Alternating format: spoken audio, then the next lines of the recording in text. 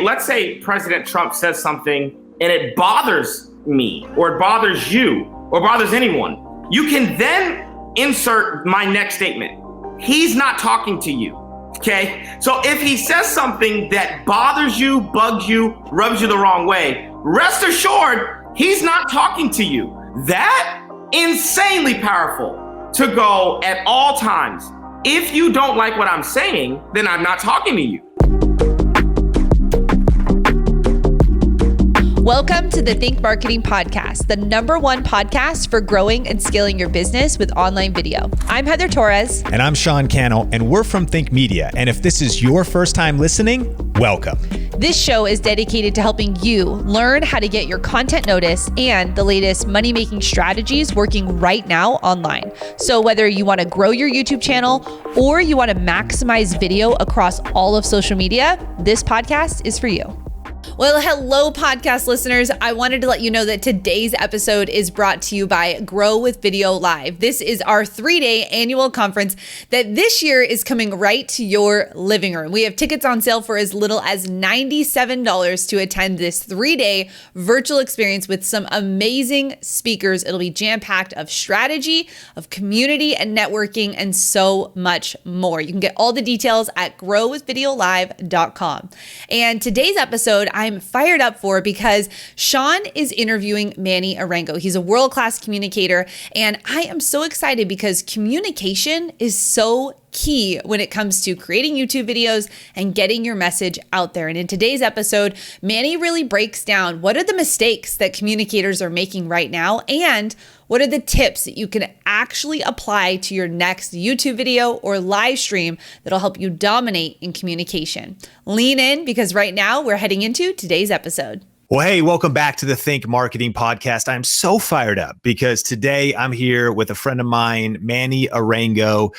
He's going to be helping us level up as communicators. Look, there's never been a more important time to be a powerful communicator, storyteller on social media, in videos, to build your business and make a great impact. And the thing is, Manny, if you're just meeting him right now, is one of the most in-demand speakers in America and around the world. He has a dynamic, passionate, hilarious communication style that allows him to make a profound impact when speaking at colleges, camps, churches.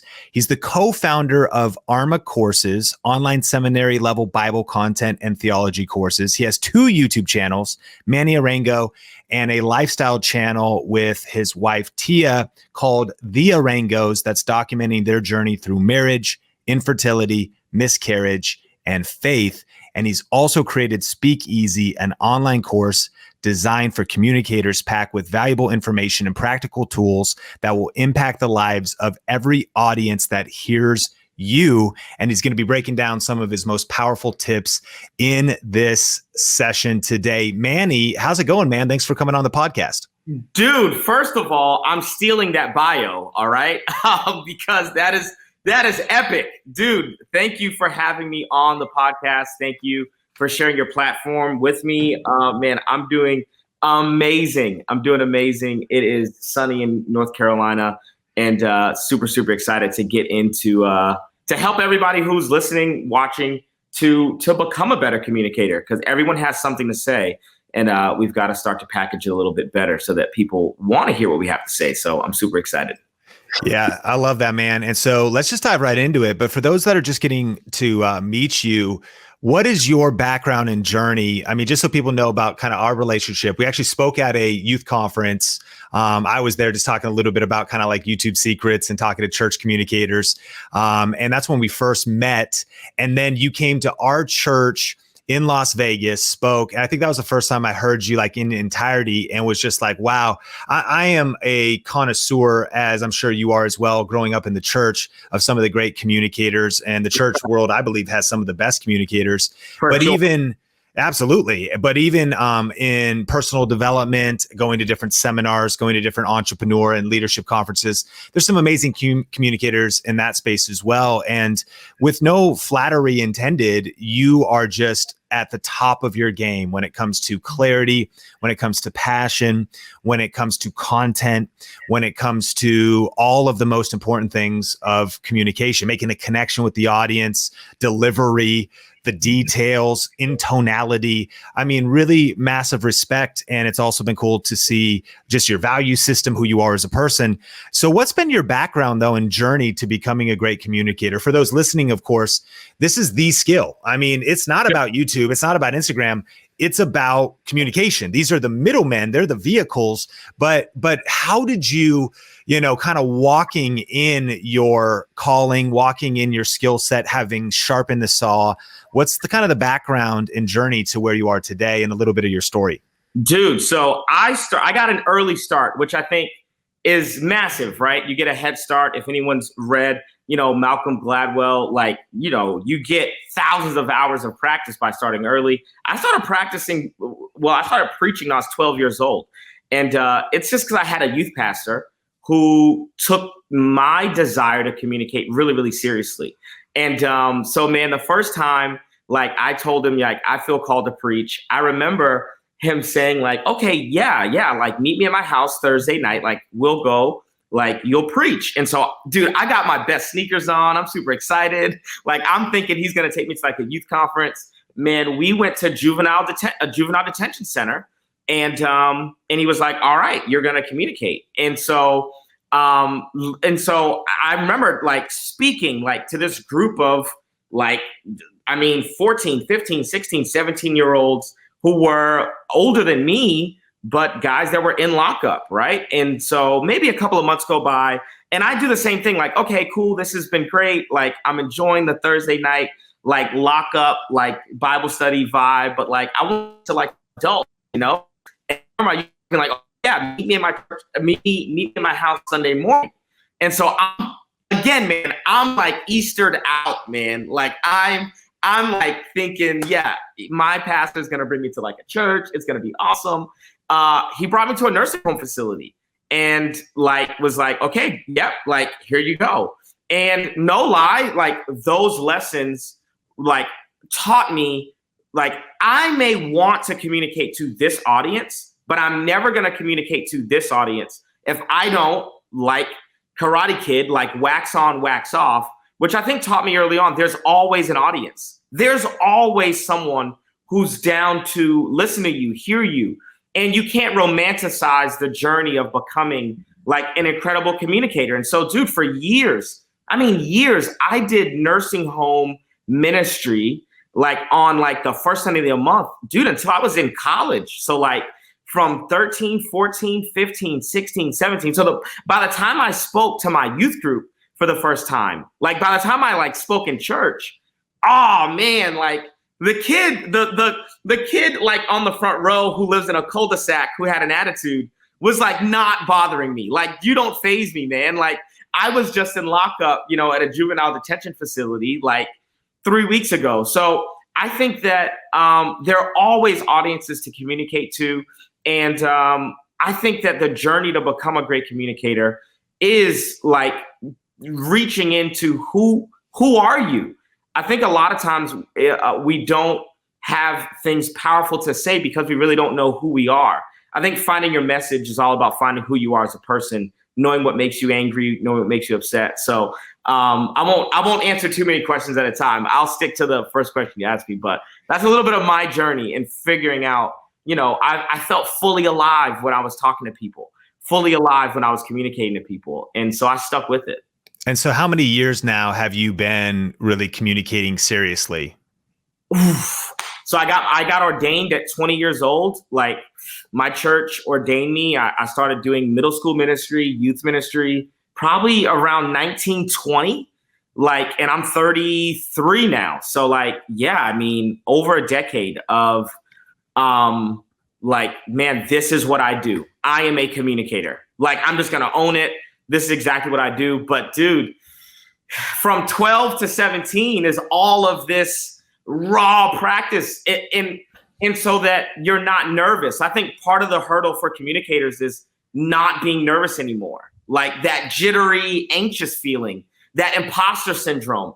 I just think I got over that sooner because I started sooner. And that's really the real advantage is confidence, not even content, but just straight confidence. And so the confidence journey started at 12, 13. The content the crafting of the communicating started at like 19, 20. And yeah, it's been a fun journey. And then how many maybe like units, whether that's sermons, events, but now maybe YouTube videos, maybe videos that have been inside of a course, webinars, like I don't know, you might just have to estimate it, but like how many at-bats do you think you've had now? Oh man. Oh dude, it's gotta be thousands. It's thousands. It's live audiences alone is in the thousands. I mean, live audiences alone. Because so one of the reasons that my pastor was adamant about me even becoming a youth pastor is because, he was like, look, you're going to speak 52 times a year, guaranteed. Guaranteed you're going to get 52 at-bats every single year. And so, again, even for YouTube, it's like if you commit like that, I'm going to put out one video a week, you're going to get 52 at-bats a year minimum. So that's not adding in, all the extra stuff that happens. And so, man, in a year, just 1 year, you could get 100 at-bats, right? And so you've got to look at every year that way. Like I could get 100 at-bats this year, which, man, I would say like I was really, really good, like speaking to people that I knew. But then somewhere around 2017, 2016, I started getting invited to speak to strangers, which is a different ball game, right? Like it's one thing to win a home game. It's another thing to like win away, right? To connect with someone that you don't know immediately. And I would say it probably took me, like 18 months of like, just like a learning curve of like, okay, here is what you do in the first 5 minutes of talking to people who do not know you. Like, here's how you win instant credibility. Here is how, an urban Black male can connect with suburban white females, right? Like, this is how, because I started to realize, dude, and I learned a lot of communication just from Pixar. Like, I think the greatest storytellers of our generation is Pixar, right? And when you watch a Pixar movie, like, and I say this to everyone, whether you're watching a sermon, a comedian, a Pixar movie, whatever you're consuming, instead of eating that meal, start to try to pick up on the ingredients that are in that meal. So when you watch Pixar, you realize, man, like there are some specific things that are just related to animated film, but they have a way of making me care about a character that I would not have cared about because there are central themes that connect every human together. And so the goal is to figure out, how does a Black urban male from Boston connect with anyone? Because although we may be different, we're human. And what are those core human themes? So I had to realize early on, if I'm traveling to speak or if I'm putting something on YouTube, I have to figure out what are the human things that every single person cares about. And now I've got to talk about those things, right? I'm not speaking just about the things I'm passionate about. I'm talking about the things that I know you have a need for or you're concerned about.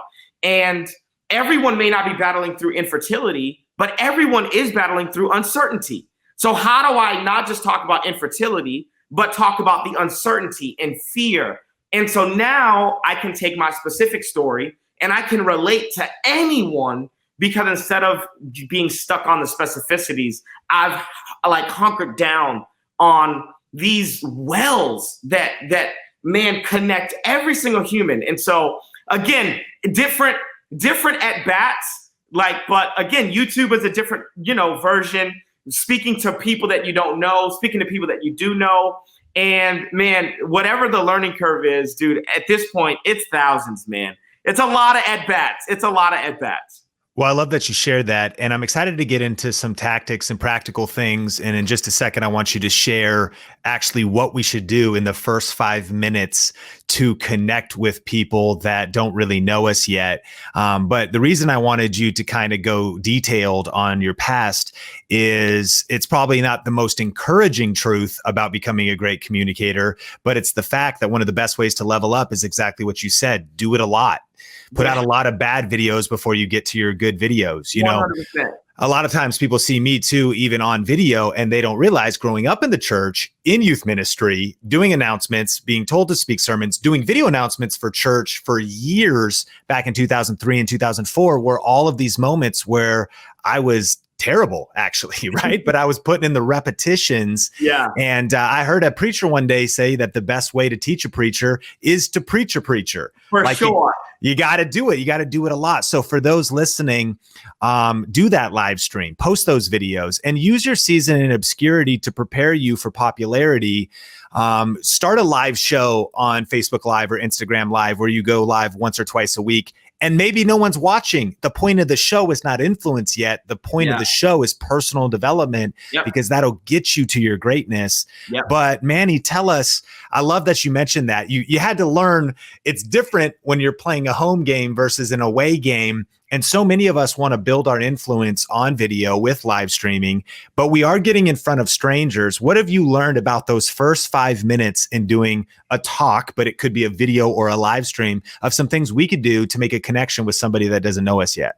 Dude, the funny thing, right, is that I remember the first Sunday that I preached for my pastor, right? Every church loves their pastor, right? Like that's kind of like, I don't know, top 3 reasons for why you go to that church is I enjoy the way this person communicates. So I remember the first Sunday that I preached for my pastor, and dude, less than 2 minutes in, people are already walking out, right? Because they're just like, oh, Pastor Andy's not here? Yeah, I'm out of here. Like this isn't what I signed up for. You know, I didn't sign up for amateur night. I don't know this guy. And so it trained me to be like, okay, I've got to come out guns blazing like every time. Because the first thing that people are wondering is, who are you? Who are you? Why are you here? And why did my parents leave me with a babysitter? We don't know who you are. And so I started going, okay, instead of walking up on stage and giving like an introduction to who I am, or even getting into the content, I'm like, I create 3 to 4 minute like mini sermons.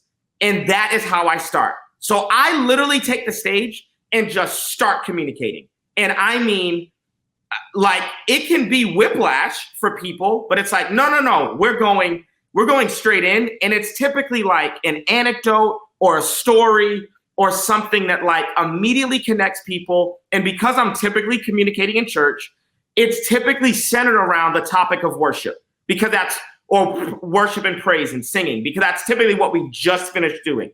So I get up on stage and I immediately exhort and give an admonition of giving light to what we just did.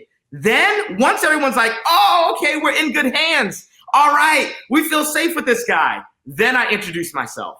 Then I say where I'm from. Then I throw up a picture of me and my wife. Then I say, hey, today, before you leave, I always love to make a promise. I think making a promise, number one, keeps the speaker accountable, and it lets the person know this is what I'm like. Before I leave, like Pastor Manny said, I'm going to learn X, or I'm going to kill fear, or I'm going to get, confident, whatever it is. So let's come out of the gate with, man, before I buy a meal, I want a sample. So I'm like Chinese food restaurant at the mall. All right. I've got samples on toothpicks and I'm giving them out. And that's the first thing I do on stage. The second thing I do is get people acclimated with me. Hey, my name's Manny. This is my, throw up a picture of my wife, just because that creates relatability. And then I make a promise. Because everyone comes into an event with their agenda. They are hoping that you scratch their itch. But that promise helps everyone to know, no, I'm not really here to scratch your itch. I'm here to scratch this itch. And actually, the itch that I'm talking about is the most important thing. And if you as a communicator don't establish what the most important thing is, people are going through life, man. So they are hoping you talk about the divorce they're going through, or they're hoping that you talk about their loved one who may be in the hospital or whatever. And you as a communicator have to establish, no, actually, I'm going to talk about faith, because faith will help you with that loved one, with that divorce, with whatever. These are the 3 things. You want to give people a bite size, and I mean bite size, like 3 minutes. You don't want to eat up all your time. 2, 3, 4 minutes of man, if they saw a clip of you, like on Instagram, that is what you would be saying. Something that makes everyone go, oh, wow, we're in good hands. Number two, you want to then introduce yourself. You want to create human connection. Throw up a picture of your kids, throw up a picture of your wife. That actually really does help. It's not just nice. And then number three, you want to make a promise. You want to say, hey, today, this is what we're going to talk about, because it centers everyone and it makes everyone realize that what you're about to tell them is more important than whatever concerns they have. So those are the three things, and you want to do it every time in that order, because if you mess up that order, I promise you that's the right order. I've done enough at bats to know that's the right order. Well, that's so amazing too, because one of the things we've been teaching on YouTube is lead with content. And it's actually called, my friend Matt Geelan calls it the kick, because at the beginning of a YouTube video, you want to give a kick of dopamine that whatever the title promised, they get instantly. So as soon as they click on it, you're not like, hey, I'm Sean and this is what I've done, and you're taking, but you come right in and actually deliver content right away, shockingly fast. And I love the idea of coming out guns blazing, like 0 to 100 real quick, deliver that value. And then it circles back like, but hey, we're going to get into the rest of the points. But if we're just meeting, you maybe introduce yourself, build that rapport, kind of show your values by introducing your family. And when we think about like even structuring webinars, that's just such a powerful truth of letting that person know that it's not going to take us a while to ramp up into this thing. And I got all this background of your story before I really get value first. And if you want to get that YouTube engagement, if you deliver that value right up front and just like come at them so fast that they got to watch the first 60 seconds because they can barely take a breath of getting value, then that'll even translate to social media. Yeah. 100%. I love that. And I think social media has helped us, right? Like Twitter has helped us have to say what we want to say in a short amount of time, right? Instagram, really, even though you can put an IGTV on Instagram, people are going to watch that first minute. And so it's helped. I think it's helped everyone to go, how do I give people fire in 60 seconds, right? And that is an indispensable skill, whether it's live, recorded, YouTube. You want to give people that first 60 seconds, you want it to be fire. So strong. Well, Manny, let's talk about some mistakes. So especially as it pertains to, you're seeing a lot of stuff happening online right now. We've all had our lives disrupted with the pandemic. And so you've been doing more online communicating. Plus you are a content creator with a couple different YouTube channels. Of course, there's universal communication mistakes, and I'd love to hear those. But from those that maybe you even turn on one of their YouTube videos or something, what are a couple of the biggest mistakes that people are making that they could fix to have more power and more impact when they're communicating? Number one, I think that we are living in a time where people are like afraid to be controversial, which is like, I'm like, no, that is controversial, not controversial for controversial sake. I say it this way, that communication should be provocative.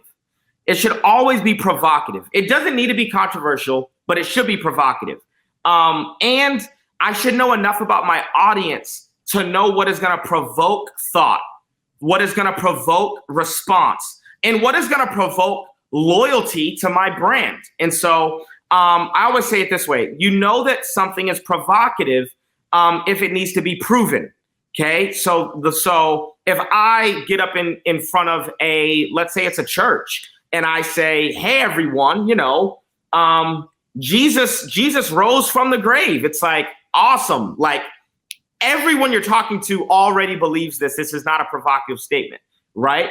But if I can actually then couple that with something that needs to be proven, and that's really, really powerful. Provocative communication is powerful because it's going to resonate with the people it needs to resonate with. And it's not going to resonate with the people it doesn't need to resonate with. And so I think that sometimes we're so vanilla, like bland, that everyone's just kind of like, yeah, I like, this sounds like everyone else. This blends in. Like this is cliche. Like this is not authentic. And I think being authentic is resonating with you. You cannot resonate with a tribe until you figure out like, what are my unique values? And my unique values are not going to be liked by everyone. And that is all right. Great communicators have just as many haters as they have people who love them, like as fans. And so you've got to know, what are the core beliefs that I have, and who am I talking to? I think, Sean, that's the number one thing that I've learned is like, someone said this to me when I was young. They said, an average communicator asks, how much time do I have to talk? An average communicator asks, is it a formal event or an informal event? A great communicator, the only thing they want to know is, who am I talking to? Because that dictates everything.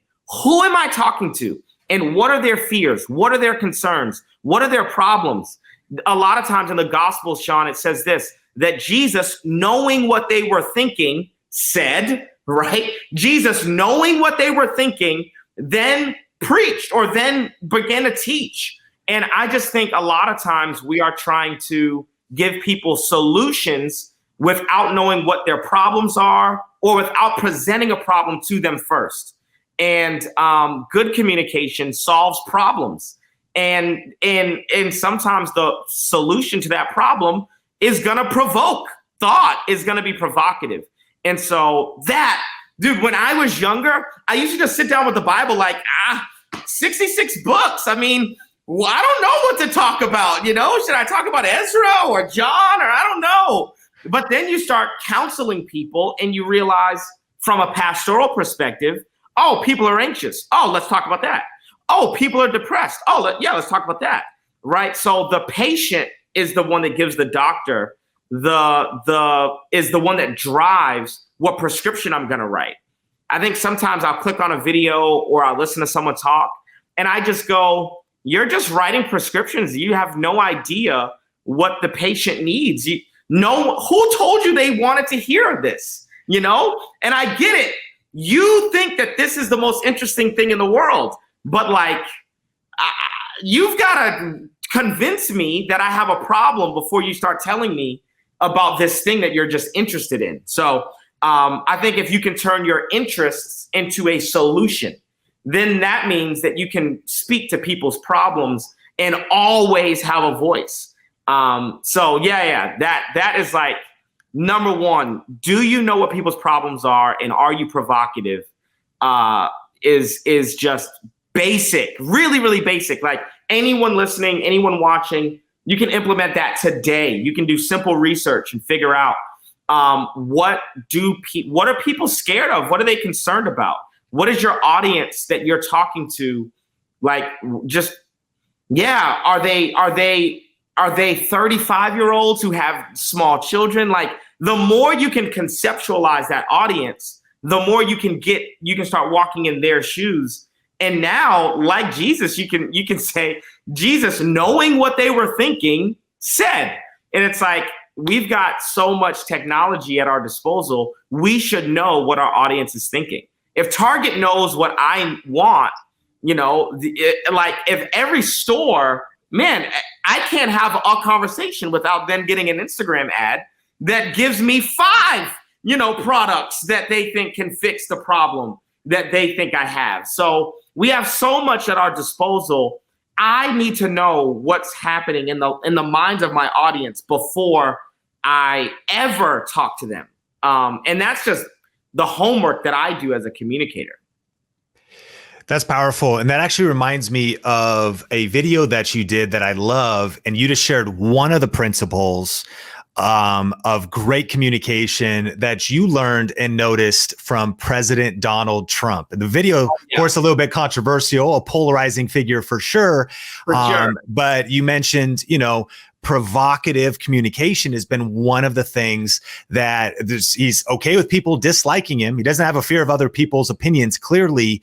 But with what we saw with the election results and what we saw with even how he can mobilize people by being provocative, that's one of the things. What were the other powerful communication traits that we can learn, love him or hate him, that we can learn from his powerful communication that we could put into our videos, our live streams, and our content? Yeah, number one, I think the most powerful thing, there's two. There's actually two. The first one is most of the time, like let's say President Trump says something and it bothers me or it bothers you or bothers anyone. You can then insert my next statement. He's not talking to you. Okay. So if he says something that bothers you, bugs you, rubs you the wrong way, rest assured, he's not talking to you. So President Trump is speaking to his base all the time. He's speaking to his tribe and he's speaking their language. He's speaking their rhetoric. And so that insanely powerful to go at all times. If you don't like what I'm saying, then I'm not talking to you. Like, and for that to just be that alone, it requires confidence. But again, it requires me to know what's happening in the lives and the minds of the people who do like what I'm saying, who my content resonates with them. I don't need to waste a lot of time fighting with people who don't agree with me. I just provide content to people whose my voice resonates with. So that's number one. Number two, President Trump is amazing at connecting with people who he has nothing in common with. He's phenomenal at this. He's incredible.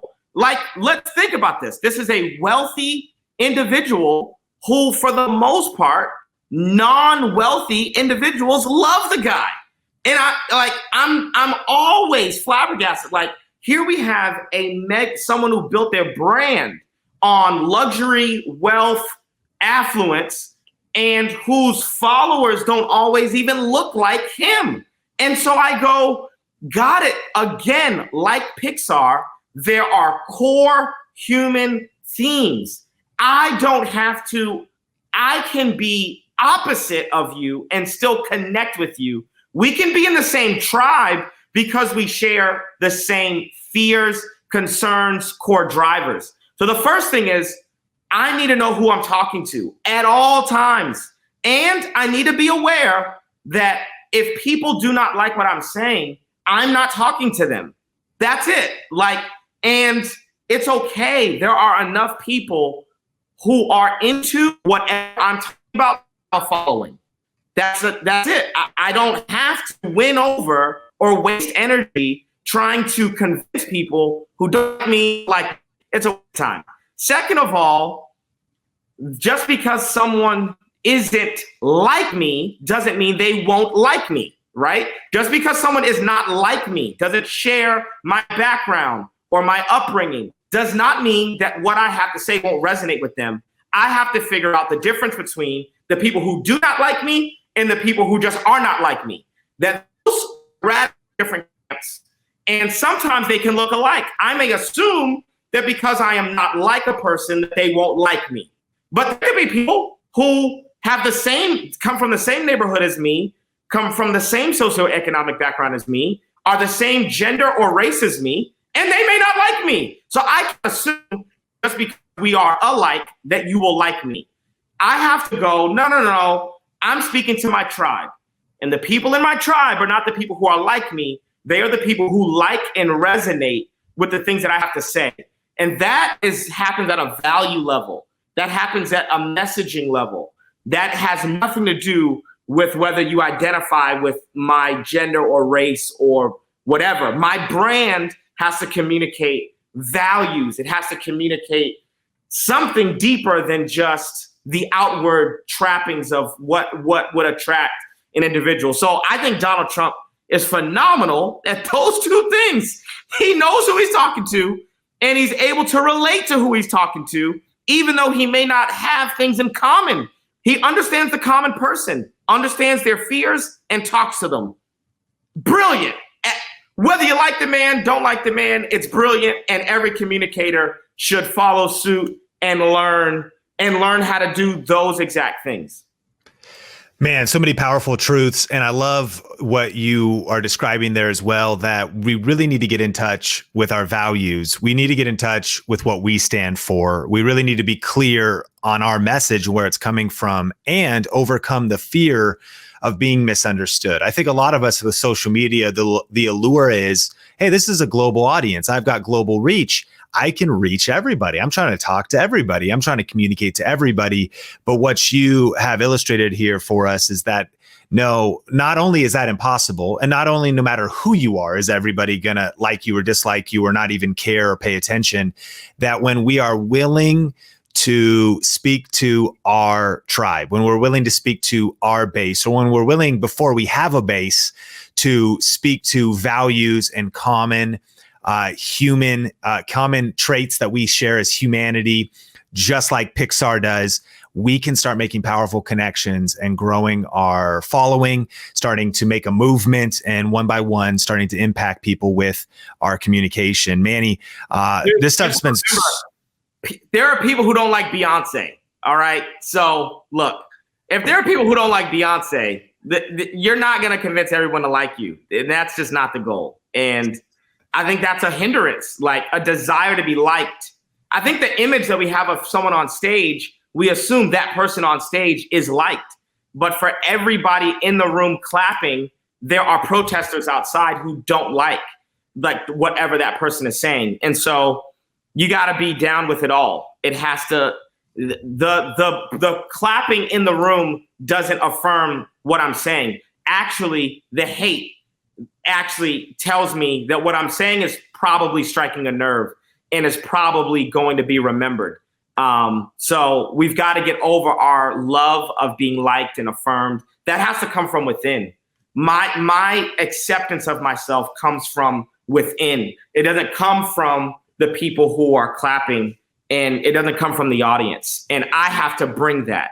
And I think we all can tell the difference between people who are living and dying by popularity and people who just bring their own source of validation to the table, and rejection doesn't bother them, right? A YouTube video getting 10 views doesn't bother them. They just show up the next week and do it again, because although they want this to be helpful for people, this is not a source of validation. This is me just getting at bats. And I think that's the part of the iceberg that is invisible, but it really, really matters. So powerful. Manny Arango, we have a bonus session with Manny in our Inner Circle program for those in the community that want to listen to that. Manny, there's so much stuff that you shared here. We got to have you back on, because I know your depth in communication is boundless, right? We were talking though, you said, man, I could talk about this stuff literally for days. And it's true, because you've got the content, you've got the experience. Mastery is in the details, it's in the distinctions, and it's all these little pieces. So I know you've added so much value to our community today, and thank you. For those that want to follow up with you and connect with you, what's the best way to get in touch? Of course, in the show notes, in the YouTube description, we'll have all of Manny's stuff. But what's your, what kind of projects are you working on, and what's the best place for people to follow you and connect with you? Dude, the biggest two projects I'm working on right now, Speakeasy and Arma, and you can find all that info just on my own Instagram. My Instagram handle is Manny Arango. I respond to every direct message. And so a friend of mine was making fun of me like last week and was like, yeah, I was going to text you, but I figured I would just DM you. And so I respond to every DM. I'm on Instagram all the time. So connect with me on Instagram. It's the easiest way to connect. And I'm at Manny Arango on Instagram. So anything that I'm up to is the meal that I'm eating, where I'm going, where I'm hanging out, all that stuff is always on Instagram. So, and shoot me a DM, and I'd love to help you on your journey to become a communicator or find theological truth with Arma. Those are my big two passions at the moment. So. Well, I hope you enjoyed today's interview with Sean and Manny. And wow, I am ready to level up my communication style as well. And one thing that I really took from what Manny said was way back in the beginning when he said, don't despise the small beginnings. He started so young, and he started in groups where you wouldn't most likely think that that's where your first big breaks would happen. So if you're in a space right now where you're trying to level up your communication, just remember that let's practice in obscurity before for popularity. Did you know that over on iTunes, you can subscribe, rate, and review the podcast? It means so much to us here at Think because it allows us to see what you think of this podcast, but it also lets Apple know that they should show it to more people. And remember, you can listen to this podcast on any of the audio spaces as well as on YouTube, so make sure you subscribe there too. All right, today's review actually comes from Podcast Critique.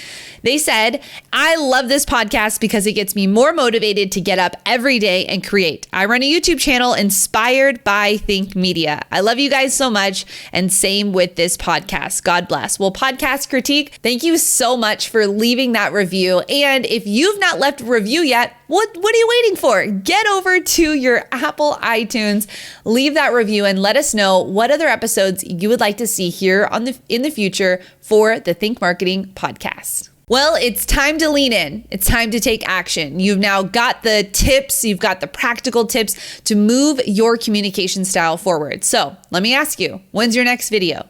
When can you take what you've learned here and apply it? That's the action takers we love here at Think. And remember, if you're part of Inner Circle, you have the part 2 of Manny's interview waiting for you inside of your members area. And if you've not bought your ticket yet to Grow with Video Live, right now, that is your next step. Head over to growwithvideolive.com, claim your $97 ticket or our other 2 ticket options, and we will see you at our annual conference this year.